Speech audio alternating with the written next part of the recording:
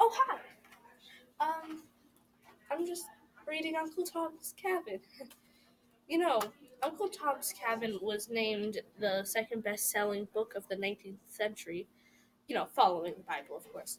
But if you aren't looking for a sad, long, difficult read, uh, just don't trust that. Don't trust that because it's not good. This is the adventure of Uncle Tom as he helps George and Eliza stay together when a white man tears them apart. By the way, I'm Paige Thyne from Mrs. French's class, and this is my review of Uncle Tom's Cabin. This is the cringiest thing I've ever done. And I want to give up. No, I'll cut that out. Freaking out. Okay. I rate this book 2.5 out of 5 for many reasons. This book is about Uncle Tom and George, who are both slaves, and Uncle Tom helps George with his escape to freedom after being taken from the job where he was respected at. But George's owner felt inferior around George and decided to sell him away from his wife.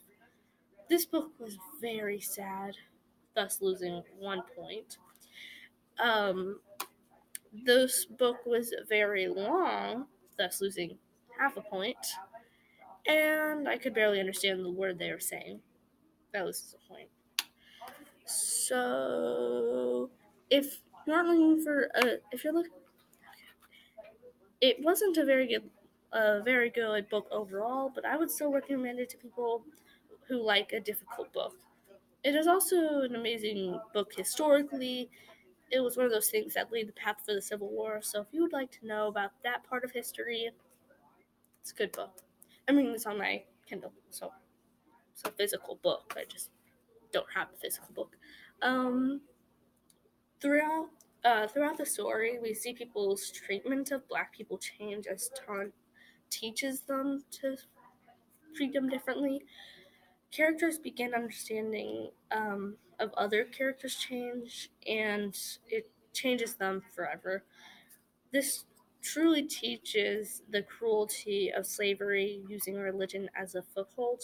Without going into too much detail, an example of this is a specific character tells her mom that they should their slaves teach their slaves to read so that they can read the Bible themselves. It uses the Bible for a reason to help the slaves, and it affects how the mom sees slavery. But the theme is very good. It kind of follows the theme of a person's a person, no matter how small type thing. Horn here's a who, but it's more like slavery is bad because Black people are still people. This is still a theme that carries on today. So, and we can learn about it when it comes to race or gender. Overall, I still rate this book 2.5 out of 5, but I recommend it. To be perfectly honest, I just didn't like it because I was reading a book under a time limit. But what can you do? So do read it if you don't mind violence and sadness, and be sure to set aside time for it. The moral of the story is, no, never go to school because the teachers are robots and the food is school food. Bye.